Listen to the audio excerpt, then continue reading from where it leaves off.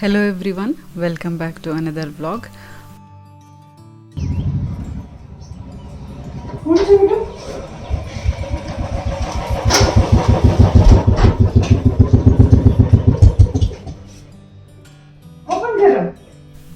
ಇವತ್ತಿನ ಈ ವ್ಲಾಗಲ್ಲಿ ನಿಮಗೆ ಒಂದು ಸಿಹಿ ಸುದ್ದಿ ಕಾದಿದೆ. ಸೊ ಅದಕ್ಕೋಸ್ಕರ ನೀವು ಕೊನೆವರೆಗೂ ನೋಡ್ತಾ ಇರಬೇಕು.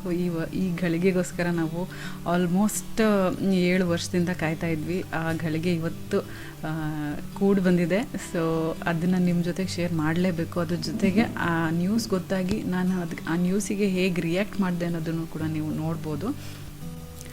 One of the happiest days of our lifes ಅಂತ ಹೇಳಿದ್ರೆ ತಪ್ಪಾಗಲ್ಲ. ಯಾಕಂದರೆ ನಿಮಗೆ ಗೊತ್ತಾಗುತ್ತೆ ಯಾಕೆ ಅಂತ. ನಾನು ಜಾಸ್ತಿ ಹೇಳೋಕ್ಕೋಗೋದಿಲ್ಲ.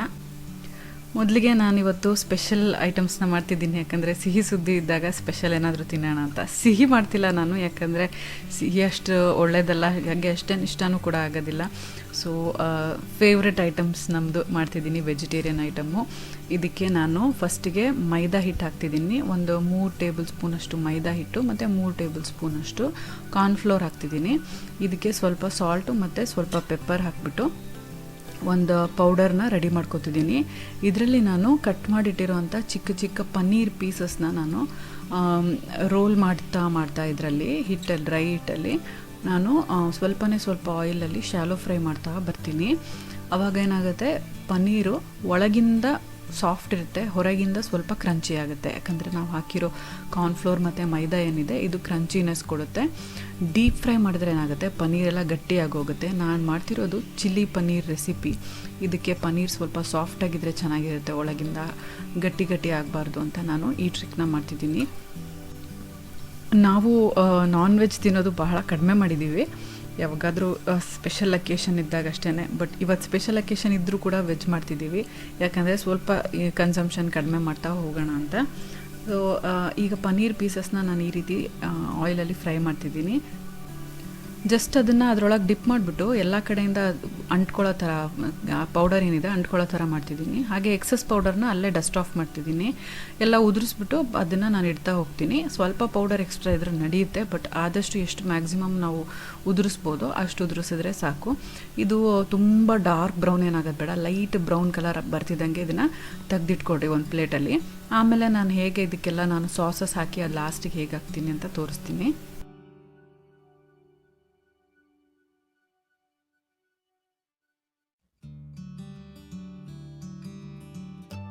ನೋಡಿದ್ರಲ್ಲ ಹೇಗೆ ಪನ್ನೀರ್ ಪೀಸಸ್ ಎಲ್ಲ ಚೆನ್ನಾಗಿ ಪರ್ಫೆಕ್ಟಾಗಿ ಕಲರ್ ಚೇಂಜ್ ಆಗಿದೆ. ಸೊ ಇದನ್ನು ಈಗ ಸೈಡಲ್ಲಿ ಇಡ್ತಾ ಇದ್ದೀನಿ. ಅದಕ್ಕೂ ಮುಂಚೆ ನಾನು ನೆಕ್ಸ್ಟ್ ಐಟಮ್ ಸ್ಟಾರ್ಟ್ ಮಾಡೋಕ್ಕೂ ಮುಂಚೆ ಸ್ಕಿನ್ ಕೇರ್ ಮಾಡ್ಕೊಂಡು ಬರ್ತಿದ್ದೀನಿ. ಯೂಶ್ವಲಿ ನಾವು ಹೆಣ್ಮಕ್ಳು ಸ್ಟವ್ ಮುಂದೆ ನಿಂತ್ಕೊಂಡು ಬಿಸಿ ಹೀಟಲ್ಲಿ ಅಡುಗೆ ಎಲ್ಲ ಮಾಡುವಾಗ ಆ ಹೀಟಿಗೆ ನಮ್ಮ ಸ್ಕಿನ್ನೆಲ್ಲ ಡ್ರೈ ಆಗ್ತಾ ಹೋಗುತ್ತೆ, ಹೈಡ್ರೇಷನ್ ಕಳ್ಕೊಳ್ತಾ ಹೋಗುತ್ತೆ. ಸೊ ನಾವು ಪ್ರತಿದಿನ ನಮ್ಮ ಸ್ಕಿನ್ನಿಗೆ ಹೈಡ್ರೇಟ್ ಮಾಡೋದು ತುಂಬಾ ಇಂಪಾರ್ಟೆಂಟ್ ಆಗೋಗುತ್ತೆ. ನಾನು ಇವತ್ತು ಮಾಮಾಅರ್ತ್ ಅವರ ಆಲೋವೆರಾ ಫೇಸ್ ಮಾಯಿಶ್ಚರೈಸರ್ನ ಅಪ್ಲೈ ಮಾಡ್ತಿದ್ದೀನಿ ಮಾಯಿಶ್ಚರೈಸ್ ಮಾಡೋಕ್ಕೆ. ಅದಕ್ಕೂ ಮುಂಚೆ ನಾನು ಅದೇ ರೇಂಜಿನ ಆಲೋವೆರಾ ಫೇಸ್ ವಾಶ್ನ ಯೂಸ್ ಮಾಡಿ ನಾನು ಫೇಸ್ ವಾಶ್ ಮಾಡ್ತಿದ್ದೀನಿ. ಎರಡೂ ಫಾರ್ಮುಲೇಷನ್ ತುಂಬಾ ಲೈಟ್ ವೆಯ್ಟ್ ಆಗಿದೆ, ಹಾಗೆ ಸ್ಕಿನ್ ತುಂಬ ಚೆನ್ನಾಗಿ ಕ್ಲೀನ್ ಆಗುತ್ತೆ. ಮಾಯಿಶ್ಚರೈಸ್ ಮಾಡಿದಾಗ ಸ್ಕಿನ್ ತುಂಬ ಚೆನ್ನಾಗಿ ಹೈಡ್ರೇಟ್ ಆಗುತ್ತೆ. ಇದರಲ್ಲಿರೋ ಕೀ ಇಂಗ್ರೀಡಿಯೆಂಟ್ಸ್ ಅಂದರೆ ಆಲೋವೆರಾ, ಅಶ್ವಗಂಧ ಮತ್ತು ಗ್ಲಿಸರಿನ್. ಆಲೋವೆರಾ ಬಗ್ಗೆ ನಿಮ್ಗೆಲ್ರಿಗೂ ಗೊತ್ತೇ ಇದೆ, ಇದು ನರಿಷ್ ಮಾಡುತ್ತೆ, ಸೂದನ್ ಮಾಡುತ್ತೆ. ಅಶ್ವಗಂಧ ಏನಿದೆ ಇದು ಫ್ರೀ ರ್ಯಾಡಿಕಲ್ ಡ್ಯಾಮೇಜ್ನ ಕಂಟ್ರೋಲ್ ಮಾಡುತ್ತೆ, ಯೂತ್ಫುಲ್ ಗ್ಲೋ ಕೊಡುತ್ತೆ. ಗ್ಲಿಸರಿನ್ನು ಸ್ಕಿನ್ನಿನ ಎಸೆನ್ಷಿಯಲ್ ಮಾಯಿಶ್ಚರ್ನ ಹಾಗೆ ರಿಟೈನ್ ಮಾಡೋಕ್ಕೆ ಹೆಲ್ಪ್ ಮಾಡುತ್ತೆ. ಇದ್ರ ಪ್ಯಾಕೇಜಿಂಗ್ ಕೂಡ ತುಂಬ ಚೆನ್ನಾಗಿದೆ. ಇದನ್ನು ನೀವು ರೆಗ್ಯುಲರಾಗಿ ಯೂಸ್ ಮಾಡ್ಬೋದು, ಯಾಕಂದರೆ ಇದು ಕಂಪ್ಲೀಟ್ಲಿ ಟಾಕ್ಸಿನ್ ಫ್ರೀ ಮತ್ತು ಮೇಡ್ ಸೇಫ್ ಸರ್ಟಿಫೈಡ್ ಕೂಡ ಹೌದು. ನಿಮಗೆ ನಾನು ಈಗ ಆಲೋವೆರಾ ಜೆಲ್ ಫೇಸ್ ಮಾಯಿಶ್ಚರೈಸರ್ ಏನಿದೆ ಅದನ್ನು ನಾನು ಸ್ಕಿನ್ ಮೇಲೆ, ಮುಖದ ಮೇಲೂ ಅಪ್ಲೈ ಮಾಡಿ ತೋರಿಸ್ತಿದ್ದೀನಿ, ಕೈ ಮೇಲೂ ಅಪ್ಲೈ ಮಾಡಿ ತೋರಿಸ್ತಿದ್ದೀನಿ. ಇದು ಎಷ್ಟು ಲೈಟ್ ವೆಯ್ಟ್ ಇದೆ ಅಂತಂದರೆ ಎಷ್ಟು ಈಸಿಯಾಗಿ ಸ್ಕಿನ್ ಇದನ್ನು ಅಬ್ಸಾರ್ಬ್ ಮಾಡ್ಕೊಳ್ಳುತ್ತೆ, ಎಷ್ಟು ಕ್ವಿಕ್ಕಾಗಿ ಅಬ್ಸಾರ್ಬ್ ಮಾಡ್ಕೊಳ್ಳುತ್ತೆ ಅಂತ ನಿಮಗೆ ಚೆನ್ನಾಗಿ ಗೊತ್ತಾಗುತ್ತೆ ಈಗ ನೋಡಿದ್ರೆ. ಸೊ ಈಗ ನಾನು ಇದನ್ನು ಸ್ಕಿನ್ಗೆ ಅಪ್ಲೈ ಮಾಡಿಬಿಟ್ಟು ಜಸ್ಟ್ ಎಲ್ಲ ಕಡೆ ಸ್ಪ್ರೆಡ್ ಮಾಡ್ತಿದ್ದೀನಿ. ಇನ್ಸ್ಟೆಂಟಾಗಿ ನಿಮಗೆ ಹೈಡ್ರೇಷನ್ ಕೊಡುತ್ತೆ. ನನ್ನ ಕೈ ಮೇಲೂ ಕೂಡ ಶೈನ್ ಬರೋದನ್ನು ನೀವು ನೋಡ್ಬೋದು, ಹಾಗೆ ನನ್ನ ಮುಖದ ಮೇಲೂ ಕೂಡ ಶೈನ್ ಬರೋದನ್ನು ನೋಡ್ಬೋದು. ನಿಮಗೆ ಮಾಮಾಅರ್ತ್ ಅವರ ಎಲ್ಲ ಪ್ರಾಡಕ್ಟ್ಸ್ ಬಗ್ಗೆ ಹೇಳ್ತಾ ಇರ್ತೀನಿ. ಅವರು 100% ನ್ಯಾಚುರಲ್ ಇಂಗ್ರೀಡಿಯೆಂಟ್ಸ್ನ ಯೂಸ್ ಮಾಡಿ ಪ್ರಾಡಕ್ಟ್ಸ್ನ ಪ್ರಿಪೇರ್ ಮಾಡ್ತಾರೆ, ಹಾಗೆ ಕಂಪ್ಲೀಟ್ಲಿ ಟಾಕ್ಸಿನ್ ಫ್ರೀ, ಯಾವುದೇ ರೀತಿಯಾದ ಕೆಮಿಕಲ್ಸ್ ಯೂಸ್ ಮಾಡೋದಿಲ್ಲ. ಅವರ ಪ್ಲ್ಯಾಂಟ್ ಗುಡ್ನೆಸ್ ಇನಿಷಿಯೇಟಿವ್ ಬಗ್ಗೆ ನಿಮ್ಗೆ ಹೇಳ್ತಿರ್ತೀನಿ. ಅವರು 2025 ಒಳಗೆ 1 ಮಿಲಿಯನ್ ಟ್ರೀಸ್ನ ಪ್ಲ್ಯಾಂಟ್ ಮಾಡಬೇಕು ಅಂದ್ಕೊಂಡಿದ್ದಾರೆ. ಅದಕ್ಕೋಸ್ಕರ ನಿಮ್ಮ ಪ್ರತಿ ಆರ್ಡರ್ನೂ ಅವರೊಂದು ಟ್ರೀಗೆ ಲಿಂಕ್ ಮಾಡ್ತಾರೆ, ನಿಮಗೆ ಮೇಲ್ ಮಾಡ್ತಾರೆ, ನೀವು ಅದನ್ನು ಟ್ರ್ಯಾಕ್ ಕೂಡ ಮಾಡ್ಬೋದು. ಹಾಗೆಯೇ ಅವರ ಆ್ಯಪ್ ಕೂಡ ಲಾಂಚ್ ಆಗಿದೆ. ಐಫೋನ್ ಯೂಸರ್ಸ್, ಆ್ಯಂಡ್ರಾಯ್ಡ್ ಯೂಸರ್ಸ್ ಇಬ್ಬರೂ ಕೂಡ ಆ್ಯಪ್ನ ಇನ್ಸ್ಟಾಲ್ ಮಾಡ್ಕೋಬೋದು. ಡಿಸ್ಕೌಂಟ್ ಇದ್ದಾಗ ನಿಮಗೆ ಮೆಸೇಜ್ ಬರುತ್ತೆ, ತಕ್ಷಣ ನೋಟಿಫಿಕೇಷನ್ ಬರುತ್ತೆ. ಆ ಟೈಮಲ್ಲಿ ನೀವು ಶಾಪಿಂಗ್ ಮಾಡೋದ್ರಿಂದ ತುಂಬ ಹಣ ಉಳಿಸ್ಬೋದು. ಹಾಗೆ ಅವರ ಎಲ್ಲ ಪ್ರಾಡಕ್ಟ್ಸು ನಿಮಗೆ ಅಮೆಝಾನ್, ಫ್ಲಿಪ್ಕಾರ್ಟ್, ನಾಯ್ಕಾ, ಮಾಮಾಅರ್ತ್ ಅವರ ಅಫಿಷಿಯಲ್ ವೆಬ್ಸೈಟ್ ಮತ್ತು ಆ್ಯಪ್ ಎಲ್ಲದರಲ್ಲೂ ಕೂಡ ಸಿಗುತ್ತೆ. ಹಾಗೆ ನೀವು ಸ್ಕ್ರೀನ್ ಮೇಲೆ ಡಿಸ್ಪ್ಲೇ ಆಗ್ತಿರೋ ಕೂಪನ್ ಕೋಡ್ನ ಯೂಸ್ ಮಾಡಿ ಪರ್ಚೇಸ್ ಮಾಡಿದ್ರೆ ನಿಮಗೆ 20% ಆಫ್ ಕೂಡ ಸಿಗುತ್ತೆ. ಮಾಮಾಅರ್ತ್ ಅವರ ಅಫಿಷಿಯಲ್ ವೆಬ್ಸೈಟ್ ಮತ್ತು ಆ್ಯಪ್ ಎರಡರಲ್ಲೂ ಕೂಡ. ನಿಮಗೆ ಬೇಕಾಗಿರೋ ಎಲ್ಲ ಲಿಂಕ್ಸ್ನ ಡಿಸ್ಕ್ರಿಪ್ಷನ್ ಬಾಕ್ಸಲ್ಲಿ ಹಾಕಿರ್ತೀನಿ. ಇಂಟ್ರೆಸ್ಟ್ ಇದ್ದವರು ಪರ್ಚೇಸ್ ಮಾಡ್ಬೋದು. ನನಗಿದು ತುಂಬ ಹೆಲ್ಪ್ಫುಲ್ ಅನಿಸ್ತು. ನೀವೇ ಕೂಡ ನೋಡಿದ್ದೀರಾ ಬಿಫೋರ್ ಆ್ಯಂಡ್ ಆಫ್ಟರ್ ನನ್ನ ಸ್ಕಿನ್ ಹೇಗೆ ಚೇಂಜ್ ಆಗಿದೆ ಅಂತ. So I highly recommend this. Next ನಾನೀಗ ಕಂಟಿನ್ಯೂ ಮಾಡ್ತಿದ್ದೀನಿ. ಈ ಕಡೆ ವೆಜ್ ಫ್ರೈಡ್ ರೈಸಿಗೆ ನಾನು ಪ್ರಿಪೇರ್ ಮಾಡೋಕ್ಕೆ ಸ್ಟಾರ್ಟ್ ಮಾಡಿದ್ದೀನಿ. ಪನ್ನೀರ್ ಫ್ರೈ ಮಾಡಿ ಇಟ್ಕೊಂಡಿದ್ದಾದಮೇಲೆ ವೆಜ್ ಫ್ರೈಡ್ ರೈಸ್ಗೆ ನಾನು ಆಯಿಲ್ ಹೀಟ್ ಆಗಿದ್ದಾದಮೇಲೆ ಈರುಳ್ಳಿ ಹಾಕ್ತಿದ್ದೀನಿ. ಈರುಳ್ಳಿನ ಈ ರೀತಿ ಸ್ವಲ್ಪ ಥಿನ್ನಾಗೇ ಕಟ್ ಮಾಡ್ಕೊಂಡಿದ್ದೀನಿ. ಚೆನ್ನಾಗಿ ಫ್ರೈ ಆಗಬೇಕು. ಇದು ಫ್ರೈ ಆಗೋವಾಗ ನಾನು ಸ್ವಲ್ಪ ಹಸಿಮೆಣಸಿನ್ಕಾಯಿನ ಚಾಪರಲ್ಲಿ ಈ ರೀತಿ ನುಣ್ಣಗೆ ಚಾಪ್ ಮಾಡಿ ಹಾಕ್ತಿದ್ದೀನಿ. ಇದು ಕೂಡ ಎಣ್ಣೆಯಲ್ಲಿ ಚೆನ್ನಾಗಿ ಫ್ರೈ ಆದಂಗೂ ಇದ್ರದ್ದು ಸ್ಪೈಸಿನೆಸ್ ಕಡಿಮೆ ಆಗ್ತಾ ಹೋಗುತ್ತೆ. ನಾವು ಇದನ್ನು ತೆಗೆದಿಡೋದೇನು ಬೇಡ, ಹಾಗೆ ಕೂಡ ತಿನ್ಬೋದು. ಇದರಲ್ಲಿ ಬೇರೆ ಯಾವುದೇ ಖಾರದ ಪುಡಿ ಮಸಾಲೆ ಹಾಕ್ತಿರೋದ್ರಿಂದ ಇದರಲ್ಲಿ ನಾವು ಹಾಕೋ ಜಿಂಜರ್ ಗಾರ್ಲಿಕ್ ಪೇಸ್ಟು, ಗ್ರೀನ್ ಚಿಲ್ಲೀಸ್ದೆ ಟೇಸ್ಟ್ ಚೆನ್ನಾಗಿ ಬರೋದು. ಸೊ ಜಿಂಜರ್ ಗಾರ್ಲಿಕ್ ಪೇಸ್ಟನ್ನು ನಾನು ಒಂದು 3 ಟೀ ಸ್ಪೂನ್ಸ್ ಅಷ್ಟು ಹಾಕಿದ್ದೀನಿ. ಇದು ಕ್ವಾಂಟಿಟಿ ಸ್ವಲ್ಪ ಜಾಸ್ತಿ ಮಾಡ್ತಿದ್ದೀವಿ, ಯಾಕಂದರೆ ಕಾರ್ತಿಕ್ ಅವರ ಕಲ್ಲಿಗೊಬ್ಬರು ಕೊಟ್ಟಿದ್ದೀನಿ. ನೀವು ನೋಡಿರ್ಬೋದು, ಕಾರ್ತಿಕ್ ಬರ್ಡೇಗೆ ಅವ್ರ ಮನೆಗೆ ಬಂದು ಕಾರ್ತಿಕಿಗೆ ಗಿಫ್ಟ್ ಎಲ್ಲ ಕೊಟ್ಟು ಹೋಗಿದ್ರು. ಅವ್ರ ಅಮ್ಮನ ಬರ್ಡೇ ಇವತ್ತು. ಅವ್ರಿಗೆ ಕೂಡ ಇವತ್ತು ಬಾಕ್ಸಲ್ಲಿ ಹಾಕ್ಕೊಡೋಣ ಅಂತ ಸ್ವಲ್ಪ ಜಾಸ್ತಿನೇ ಮಾಡ್ತಾಯಿದ್ದೀನಿ.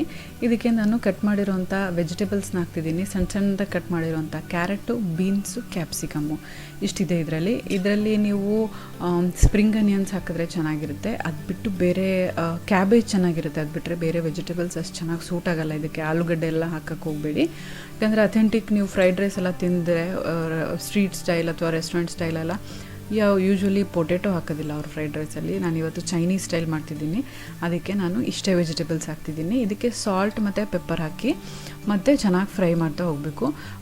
ಸ್ಟ್ರೀಟ್ ಸ್ಟೈಲೆಲ್ಲ ಕ್ರಂಚಿಯಾಗಿಟ್ಟಿರ್ತಾರೆ ವೆಜಿಟೇಬಲ್ಸು. ನಾವು ಚರಿತಗೋಸ್ಕರನೂ ಮಾಡ್ತಿರೋದ್ರಿಂದ ಕ್ರಂಚಿ ಇದ್ದರೆ ಅವನಿಗೆ ಅಗಿಯೋಕ್ಕೆ ಕಷ್ಟ ಆಗುತ್ತೆ ಅಂತ ಸ್ವಲ್ಪ ಸಾಫ್ಟ್ ಆಗೋವರೆಗೂ ಕುಕ್ ಮಾಡ್ತಿದ್ದೀನಿ. ನೀವು ಅಡಲ್ಟ್ಸೇ ತಿನ್ನೋ ಹಾಗಿದ್ರೆ ಮನೇಲಿ ಕ್ರಂಚಿ ಸ್ಟೇಜಲ್ಲಿ ಇದ್ದಾಗಲೇ ನೀವು ಇದನ್ನು ಸ್ಟಾಪ್ ಮಾಡಿಬಿಡ್ಬೋದು. ಜಸ್ಟ್ ಜಿಂಜರ್ ಗಾರ್ಲಿಕ್ ಪೇಸ್ಟಿಂದ ಹಸಿ ವಾಸನೆ ಹೋಗೋದು ತುಂಬ ಇಂಪಾರ್ಟೆಂಟು.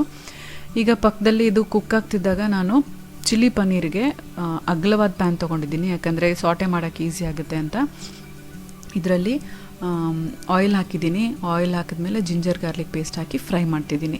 ನಾನು ಯೂಸ್ ಮಾಡೋ ಎಲ್ಲ ಸ್ಟೇನ್ಲೆಸ್ ಸ್ಟೀಲ್ ಕುಕ್ವೇರ್ದು ಲಿಂಕ್ಸ್ನ ನಾನು ಡಿಸ್ಕ್ರಿಪ್ಷನ್ ಬಾಕ್ಸಲ್ಲಿ ಹಾಕಿರ್ತೀನಿ. ಇಂಟ್ರೆಸ್ಟ್ ಇದ್ದವರು ಚೆಕ್ಔಟ್ ಮಾಡ್ಬೋದು. ಪ್ರತಿ ವಿಡಿಯೋಗೂ ನಾನು ಯೂಸ್ ಮಾಡೋ ಕುಕ್ಕಿಂಗ್ ವೆಸಲ್ಸ್ ಬಗ್ಗೆ ಕಮೆಂಟ್ಸ್ ಬರ್ತಾನೆ ಇರುತ್ತೆ. ನೀವು ಜಸ್ಟ್ ಡಿಸ್ಕ್ರಿಪ್ಷನ್ ಬಾಕ್ಸ್ ಚೆಕ್ ಮಾಡಿದ್ರೆ ಸಾಕು. ನಾನು ಲಿಂಕ್ಸ್ನ ಯೂಶ್ವಲಿ ಹಾಕಿರ್ತೀನಿ, ಇಲ್ಲಾಂದರೆ ನೀವು ರಿಕ್ವೆಸ್ಟ್ ಮಾಡಿಕೊಂಡ್ರೆ ಕಮೆಂಟ್ ಸೆಕ್ಷನಲ್ಲಿ ನಾನು ಡಿಸ್ಕ್ರಿಪ್ಷನ್ಗೆ ಅದನ್ನು ಆ್ಯಡ್ ಮಾಡ್ತೀನಿ. ಈಗ ಜಿಂಜರ್ ಗಾರ್ಲಿಕ್ ಪೇಸ್ಟು ಹಸಿ ವಾಸನೆ ಒಂದು ಸ್ವಲ್ಪ ಹೋಗಿದೆ. ಈಗ ನಾನು ಈರುಳ್ಳಿ ಹಾಕಿ ಸಣ್ಣದಾಗಿ ಕಟ್ ಮಾಡಿರೋ ಈರುಳ್ಳಿ ಹಾಕಿದ್ದೀನಿ. ಒಂದೇ ಒಂದು ಮೀಡಿಯಮ್ ಸೈಜ್ ಈರುಳ್ಳಿ, ಅದ್ರ ಜೊತೆಗೆ ಫ್ರೈ ಮಾಡ್ತಾ ಹೋಗ್ತಿದ್ದೀನಿ. ಈಗ ಹಸಿ ವಾಸನೆ ಎಲ್ಲ ಕಂಪ್ಲೀಟಾಗಿ ಹೋಗೋಕ್ಕೆ ಶುರು ಆಗುತ್ತೆ. ಹಾಗೆ ಈರುಳ್ಳಿಯಲ್ಲಿ ಬಿಟ್ಕೊಂಡಿರೋ ನೀರು ಕೂಡ ಡ್ರೈ ಅಪ್ ಆಗ್ತಾ ಹೋಗುತ್ತೆ. ಆಗ ನಾವು ಕಂಟಿನ್ಯೂ ಮಾಡ್ತಾ ಹೋಗೋಣ ನೆಕ್ಸ್ಟ್ ಇಂಗ್ರೀಡಿಯೆಂಟ್ಸು. ಇದಕ್ಕೆ ಚಿಲ್ಲಿ ಪನ್ನೀರ್ ಆದ್ದರಿಂದ ಸ್ವಲ್ಪ ಅಗಲವಾಗಿ ಕಟ್ ಮಾಡಿರೋವಂಥ ಈರುಳ್ಳಿ, ಕ್ಯಾಪ್ಸಿಕಮ್ ಹಾಕಿದ್ರೆ ಚೆನ್ನಾಗಿರುತ್ತೆ. ಸೊ ಅದನ್ನು ನಾನು ಕಟ್ ಮಾಡಿ ಇಟ್ಕೊಂಡಿದ್ದೀನಿ ಸ್ಕ್ವೇರ್ ಶೇಪಲ್ಲಿ. ಬಾಯಿಗೆ ಸಿಕ್ಕಕ್ಕೆ ಚೆನ್ನಾಗಿರುತ್ತೆ ಪನ್ನೀರ್ ಜೊತೆಗೆ, ಇಲ್ಲಾಂದರೆ ಬರೀ ಪನ್ನೀರ್ ತಿಂದಂಗೆ ಆಗುತ್ತೆ. ಪನ್ನೀರ್ ಮಂಚೂರಿಗೆ ಯೂಶ್ವಲಿ ನಾವು ಆ ರೀತಿ ಹಾಕೋದಿಲ್ಲ. ಪನ್ನೀರ್ ಚಿಲ್ಲಿಗೆ ಕ್ಯಾಪ್ಸಿಕಮ್ಮು, ಆನಿಯನ್ನು ಹಾಕೋದು ಇಂಪಾರ್ಟೆಂಟ್ ಆಗುತ್ತೆ. ಸೊ ಈಗ ಈ ಕಡೆ ನಾನು ಸಾಲ್ಟ್ ಆ್ಯಂಡ್ ಪೆಪ್ಪರ್ ಎಲ್ಲ ಹಾಕಿ ಮಿಕ್ಸ್ ಮಾಡಿದ್ದಾದಮೇಲೆ ಆ ಕಡೆಗೆ ಈರುಳ್ಳಿ, ಕ್ಯಾಪ್ಸಿಕಮ್ ಹಾಕಿ ಫ್ರೈ ಮಾಡ್ತಿದ್ದೀನಿ. ಇದೆಲ್ಲನೂ ನಾನು ಫುಲ್ ಹೈ ಫ್ಲೇಮಲ್ಲೇ ಇಟ್ಕೊಂಡು ಮಾಡ್ತಿದ್ದೀನಿ, ಯಾಕಂದರೆ ಲೋ ಫ್ಲೇಮಲ್ಲಿ ಇಟ್ಕೊಂಡು ತುಂಬ ಹೊತ್ತು ಕುಕ್ ಮಾಡಿದ್ರೆ ಕ್ಯಾಪ್ಸಿಕಮ್ಮು ಮತ್ತು ಆನಿಯನ್ನು ತುಂಬ ಸಾಫ್ಟಾಗಿ ಹೋಗಿಬಿಡುತ್ತೆ. ಸಾಫ್ಟ್ ಆಗೋದು ಬೇಕಾಗಿಲ್ಲ ನಮಗೆ, ಕ್ರಂಚಿಯಾಗೇ ಇರಬೇಕು ಸ್ವಲ್ಪ. ಸೊ ಹೈ ಫ್ಲೇಮಲ್ಲಿ ಒಂದು ಸ್ವಲ್ಪ ಹೊತ್ತು ಸಾಟೆ ಮಾಡಿಬಿಟ್ಟು ಈಗ ಇದಕ್ಕೆ ಸ್ವಲ್ಪ ಸಾಲ್ಟ್ ಆ್ಯಂಡ್ ಪೆಪ್ಪರ್ ಹಾಕಬೇಕು. ಅದಾದಮೇಲೆ ನಾವು ಚೈನೀಸ್ ಸಾಸಸ್ ಏನು ಬರುತ್ತೆ ಅದನ್ನು ಹಾಕಬೇಕು.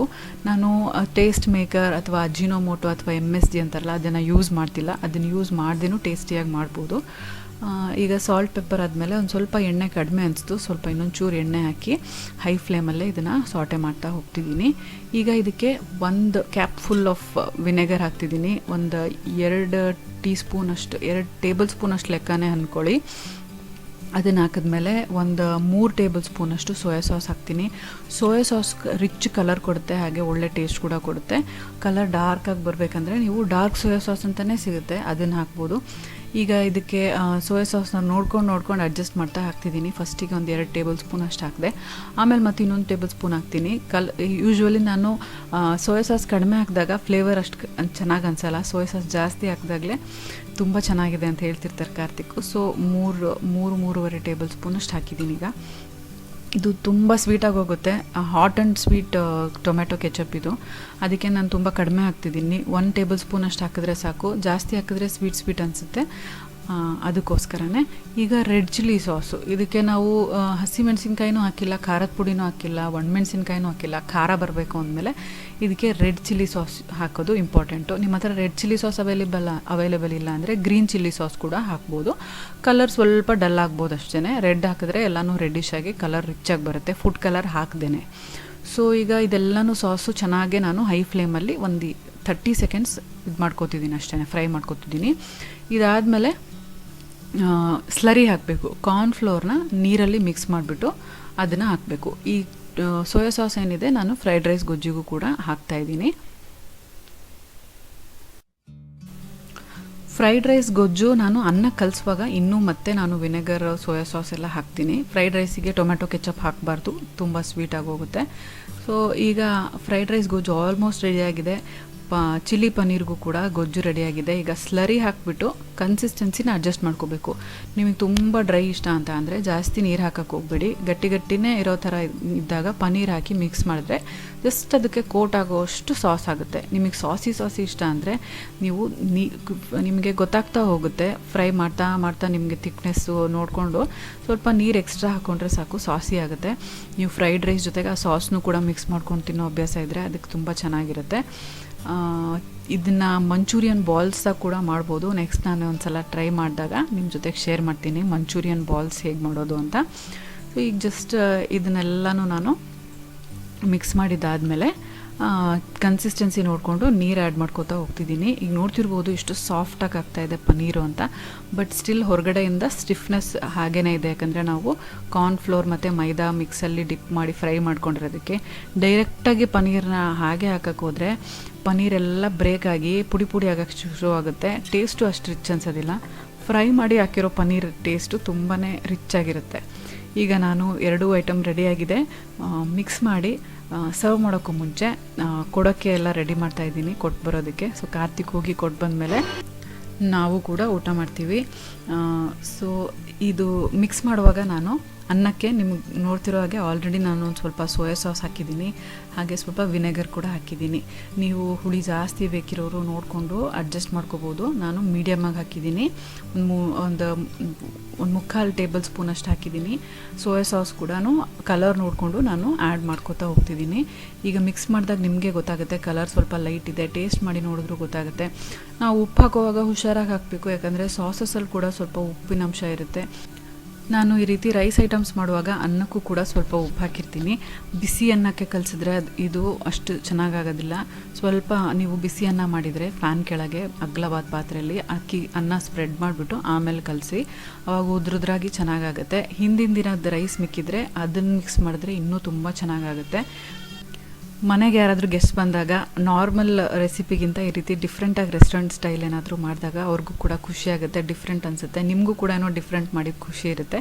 ನೆಕ್ಸ್ಟ್ ಟೈಮ್ ಗೆಸ್ಟ್ ಬಂದಾಗ ಈ ಕಾಂಬಿನೇಷನಲ್ಲಿ veg fried rice with paneer chilli ಮಾಡಿ ನೋಡಿ, ಎಲ್ರಿಗೂ ಇಷ್ಟ ಆಯಿತಾ ಅಂತ ಕಮೆಂಟ್ಸಲ್ಲಿ ಬರ್ತಿಳಿಸಿ. ಸೊ ಈಗ ನೀವೆಲ್ಲರೂ ವೆಯ್ಟ್ ಮಾಡ್ತಿದ್ದಿದ್ದು ನ್ಯೂಸು ಏನು ಅಂತ ತಿಳ್ಕೊಳ್ಳೋ ಸಮಯ. ಪೋಸ್ಟ್ ನನಗೆ ಪೋಸ್ಟ್ ಏನಿದು?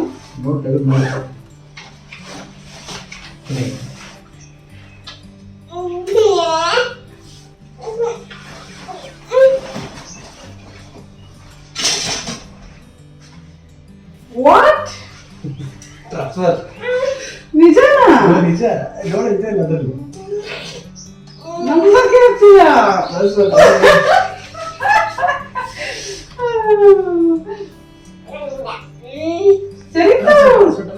ಕರ್ನಾಟಕ ಹೋಗೋಣ ಹೋಗೋಣ. ಪಪ್ಪಿ ನನ್ನ ಪಪ್ಪಿ. ಥ್ಯಾಂಕ್ ಯು ಬಿಟ್ಟು.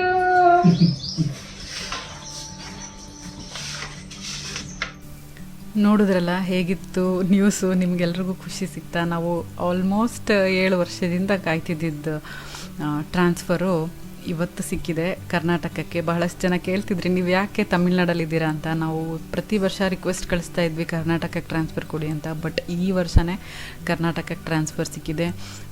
ಮೇ ಬಿ ನಿಮ್ಮೆಲ್ಲರ ಬ್ಲೆಸ್ಸಿಂಗ್ಸ್ ಇರ್ಬೋದು, ದೇವರ ಬ್ಲೆಸ್ಸಿಂಗ್ಸು, ಹಾಗೆ ಖುಷಿಯ ನ್ಯೂಸು ನಿಮಗೆಲ್ರಿಗೂ ಇಷ್ಟ ಆಗಿದೆ ಅಂದ್ಕೊಂಡಿದ್ದೀನಿ. ಇಷ್ಟ ಆಗಿದ್ರೆ ಲೈಕ್ ಮಾಡಿ, ನಿಮ್ಮ ಫ್ರೆಂಡ್ಸ್ ಆ್ಯಂಡ್ ಫ್ಯಾಮಿಲಿ ಜೊತೆ ಕೂಡ ಶೇರ್ ಮಾಡಿ. ನೀವಿನ್ನೂ ನಮ್ಮ ಚಾನಲ್ಗೆ ಸಬ್ಸ್ಕ್ರೈಬ್ ಮಾಡದೆ ನೋಡ್ತಾ ಇದ್ದರೆ ಸಬ್ಸ್ಕ್ರೈಬ್ ಮಾಡಿ, ಪಕ್ಕದಲ್ಲಿರೋ ಬೆಲ್ಲೈಕನ್ನು ಕ್ಲಿಕ್ ಮಾಡೋದ್ರಿಂದ ನನ್ನ ಎಲ್ಲ ವಿಡಿಯೋ ನೋಟಿಫಿಕೇಷನ್ ನಿಮ್ಮ ಮೊಬೈಲ್ಗೆ ತಕ್ಷಣ ಸಿಗುತ್ತೆ ಅಂತ ಈ ವ್ಲಾಗ್ನ ನಾನು ಇಲ್ಲಿಗೆ ಮುಗಿಸ್ತಾ ಇದ್ದೀನಿ. See you all in my next vlog. Till then take care, bye.